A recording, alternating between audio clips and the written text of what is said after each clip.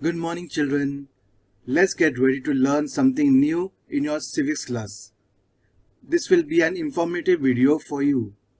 Today we'll be studying Chapter 3 Features of the Constitution Part 1. In the last civics lesson, Chapter 2, we had learnt about the preamble, right? And terms like sovereign, socialist state, secular state, democratic state, republic, justice, liberty, equality, fraternity. These all aspects you had learned, right? I hope you all remember. Now in this lesson, you shall learn about how does the government run and how do they manage our country. There are so many people in our country, so many things has to be done. How do they manage? Who deals with what? What are the responsibilities? There are different things they have to do, like defense. See, there we have the defense over here. Army, Navy, Air Force. Then we have the currency. They have to do the budgeting. Then about the agriculture, medicines, pharmacy, health. They have to think about the health, education of children. Who gives justice, courts and all. They have to manage the courts. And then lastly, about who conducts the elections in our country. These and there are some more things which we'll be learning. Very interesting things in this lesson. This is all very important for your future also, students. So come, let's find out. Now in the first part you'll be studying, the topics today we'll be studying is federalism, separation of powers, who deals with what subjects. Okay. Now please look at and listen closely to the explanation of part 1. Okay, students. This is part 1 explanation. Listen carefully. Standard 7th, Subject Civics. Today let us learn features of the Constitution. In the last 2 lessons, we studied how our Constitution was made. We studied its preamble and understood terms like sovereign, socialist, secular, democratic, republic. The goals expressed in the preamble are the characteristic features of a constitution as well. Apart from these, the constitution also has other features. So, we shall try to understand these in the present chapter. So, let's learn something more about the Constitution of India. Federalism. One of the important features of our constitution is the federal system. Now, in countries with large territories and huge populations, government is run by a federal system like that of India. Ruling a large territory from a single capital city is not only difficult but may also lead to the neglect of some far-flung areas. So for the convenience of the people that are residing there cannot participate in the affairs of the government. So for their convenience, government functions at 2 levels in a federation. Okay. Now let's see. The government at the center carries out certain tasks like defense of the entire country. Okay. So these tasks are carried out for the entire country and hence we call it as a federal government or the union government. Which tasks are carried out by this union government? Defense of entire country, foreign policy, okay, having foreign relations and establishing friendly relations with them for mutual benefits, then establishing peace and etc. All these are the tasks that the government carries out at the central level. It is also called union government or federal government.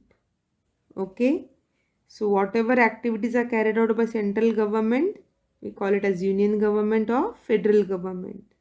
It carries out the administration of the entire country. Okay, now the government that oversees the administration of the region that we live in is called state government. It looks after the administration of a particular state. Okay, so separate provisions are given as per the state. For example, now this different states you can see in the map of India. They have their separate rules as per the state, and it is called state administration or state government. One example of this is government of Maharashtra. You live in Maharashtra state. So the administration of Maharashtra is carried out by the state of Maharashtra, which is called Maharashtra government or government of Maharashtra. The system of running the administration of a country cooperatively by the government at two levels, making laws about different subjects, is called federalism. So what exactly is federalism? Division of power between state and national government and working together for the development of the nation. Okay, so you have got a clear idea of what is federalism. Now let's study about the separation of powers, how powers are separated and allotted. Okay, so let's study about separation of powers. You will see legislative, executive and judicial powers. So as you studied just now, the central government takes up some tasks like defense, foreign, establishing peace, etc. And some tasks are given to the state government. The state government has to look after it. So the central government, the functioning is through parliament, and the state government is through state legislature. Okay, the constitution has divided the subjects of making laws between the union government, that is the central government, and the state government. Let us see which government is interested with what subjects. Our constitution has given 3 lists of various subjects. Okay, so now we will have a look at the list which is made for the citizens of India. The first list is called the Union List. It contains 97 subjects. Okay, we will come to it later. So first let's see which are the 3 lists that are there in a constitution. A constitution has given us 3 lists, right? So the first one is Union List, second is the State List, and the third one is the Concurrent List. Okay, now let's have a look at the first list, that is the Union List. It contains 97 subjects on which the union government makes laws. Okay, so various topics are covered, various subjects are covered in Union List, the biggest list, which contains 97 subjects. Then we come to State List. The State List is for the state government to legislate upon, means to work upon. It contains 66 subjects. Okay, apart from these 2 lists, there is a third list which is called as a concurrent list, and this concurrent list contains 47 subjects. Now both governments can make laws on subjects included in the concurrent list. Union List is governed by the central government, State List is governed by the state government, but concurrent list Again, union government has a right, okay, and even the state government. So both governments can make laws on subjects included in the concurrent list, which are 47 subjects. If a subject comes up that is not included in any of the list, then the union government, that is the central government, is entitled to make laws on it. These powers are termed as residuary powers. Okay. Do you know the division of powers in the Indian Constitution is unique? It enables the union government and the state government to bring about the country's progress by cooperating with each other. This also encourages participation of citizens in the administration of the country. Okay, that means we have 29 states and 7 union territories. So these 29 states have their own state administration. This way power is divided. Now, let's see who deals with what subjects. First, subjects with the union government. Okay. Let's see defense. You have already gone through the subjects with the union government in the beginning of this chapter. Let's have a look. Defense. Then foreign relations, war and peace, currency, international trade, etc. All these subjects are covered under the union government. Okay. Now second, subjects with the state government. So what authority the state government has got, or what rules and regulations can be implied through the state government? The subjects which are covered are agriculture, law and order. Okay. Then we have local government for both rural and urban areas. Health. All the decisions, rules and regulations regarding health can be taken under the state government. Prison administration. All these are the subjects with the state government. Okay. And lastly, third one, there are subjects with both the governments. Okay. Like employment, both the governments can look upon this. Environment. Then economic and social planning. Right now in the society, you see, due to the pandemic, social distancing has to be maintained. Okay. Social distancing is a very much required, we can say, is the need of the hour. Why? Because of the pandemic and people have to be safe. So who has taken the measures now for this? Both governments. State government announces from time to time what measures have to be taken, and at the same time the central government, that is a union government, also announces certain rules and regulations to be followed. So social planning comes under both the governments. Okay.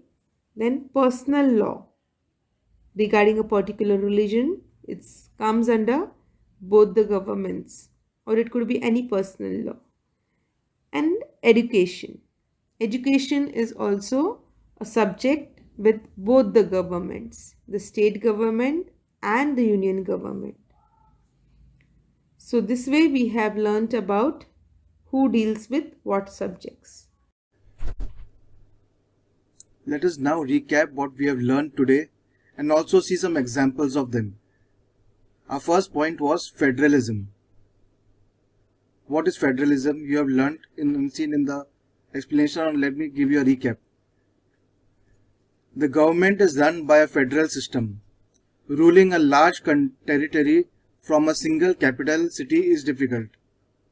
The government at the center carries out tasks like defense of the entire country, foreign policy, establishing peace, etc. This is called as union government or federal government. What is it called as, children? Union government or federal government. The government that oversees the administration of the region that we live in is called the state government.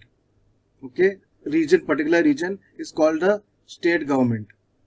Now look at this picture over here. We have the state government over here and national government, or also called as union government or federal government. There's always a cooperation between both of them. In our country, we have a cooperative federalism. It means that the state government works along with the union government. That means the national government or federal government. They work together to carry out works of administration. That is how our country has been ruled. That is how they manage our country. They work together. Okay. Now let us go to the next section. Separation of powers. Our second point was separation of powers. Now the Constitution has divided the subjects, that is the powers, between the union government and the state government.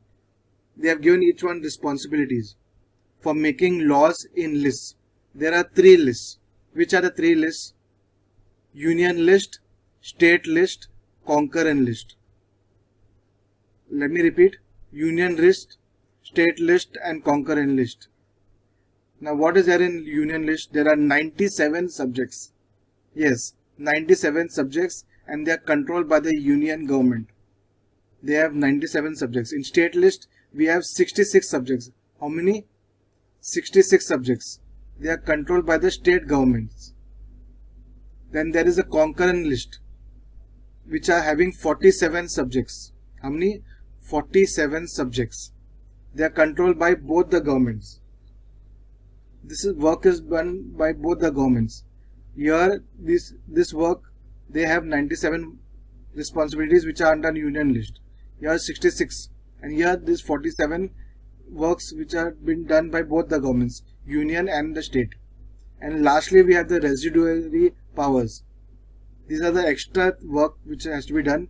Other subjects not coming under any category. There are some subjects which are not coming in the top 3 categories, so they are put into residuary powers. Other subjects not coming under any category. Okay, now let's go to the third part, is the union government subjects. Union government subjects. This is the first thing, subjects with the union government. Which are the subjects? Defense, foreign relations, war and peace, currency, international trade, etc.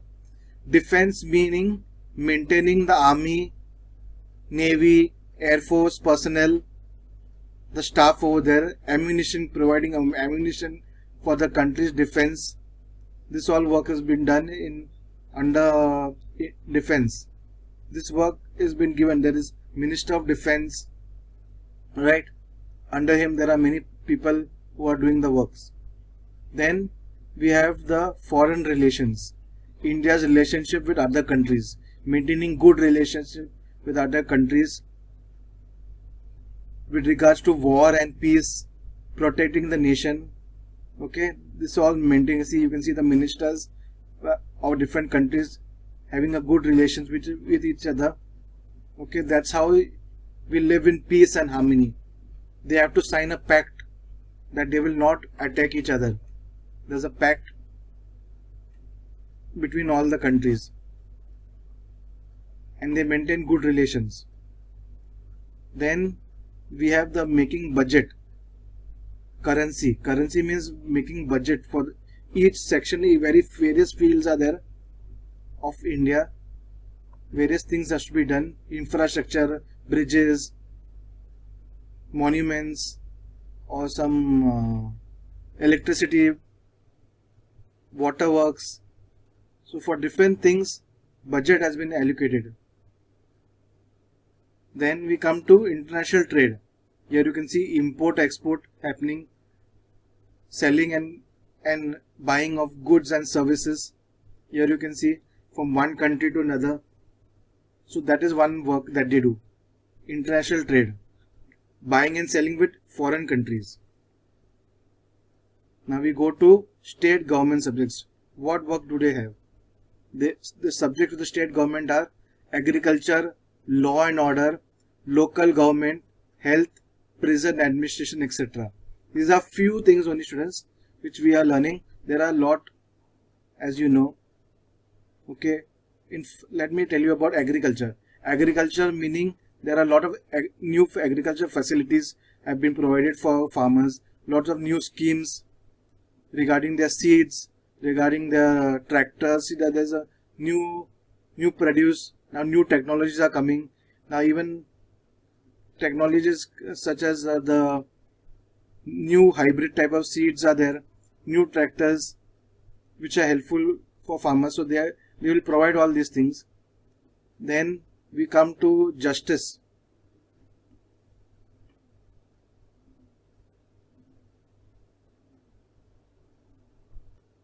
That is law and order.